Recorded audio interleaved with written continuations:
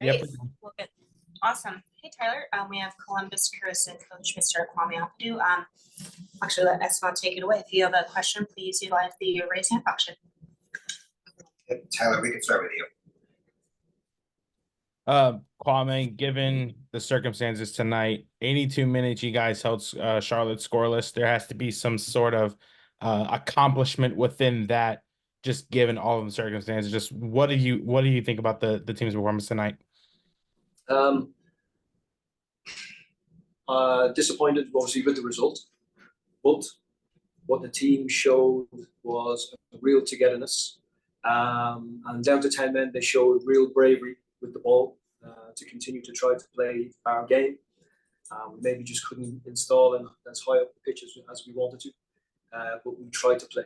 We really tried to play. I believe we had 55% of the possession, playing against a strong team. So we have that to fall back on moving forward. It's not ideal. You have to make 2 subs within about 25 to 30 minutes of the game, and then let alone to go down to 10 men. In that time period, what's going through your mind of the game ahead and just what's in front of you? Well, we're thinking of how we're going to change the system, what shape we're going to be, trying to stay as close to our structure as possible.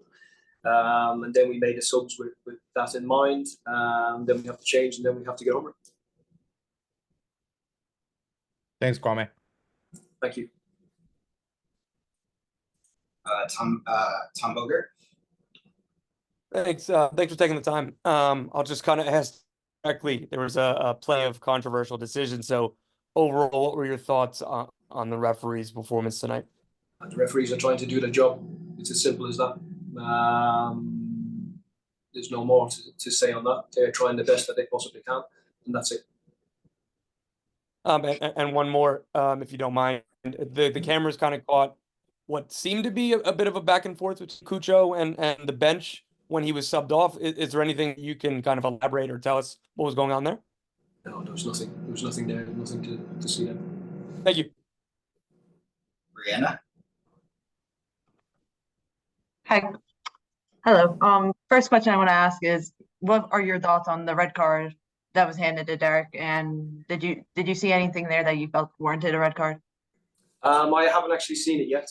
I'm waiting to go and have a look at it. But a lot of people told me that it's very harsh, so I'll wait to see it myself.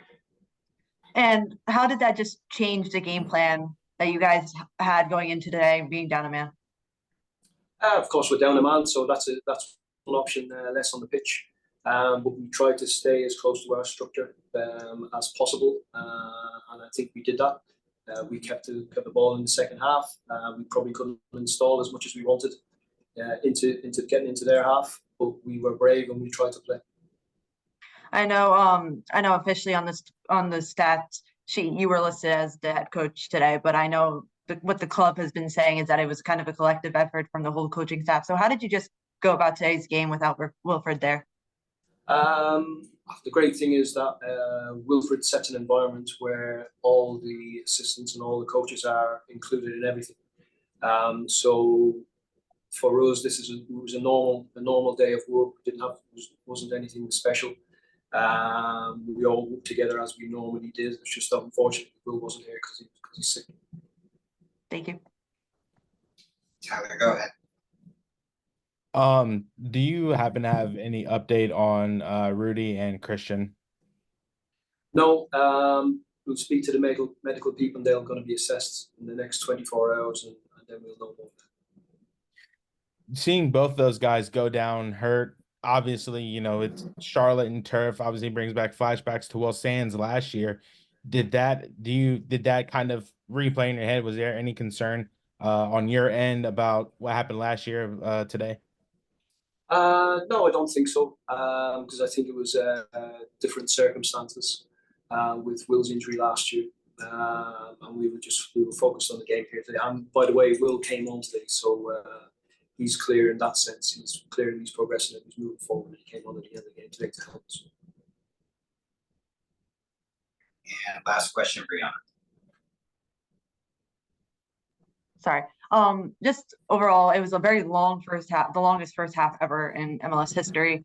Just how did that just play into maybe that fatigue towards the end of the game? And do you feel like it's just with the strangest first? Have you ever seen a first half like that before in your career? No, I think they were just the stops. When things are getting checked, unfortunately, sometimes they take a little bit of time. But I think players are starting to get used to that. They know that the game is not about 45 minutes or 90 minutes anymore. And they were able to focus and stay on the task, and they show that.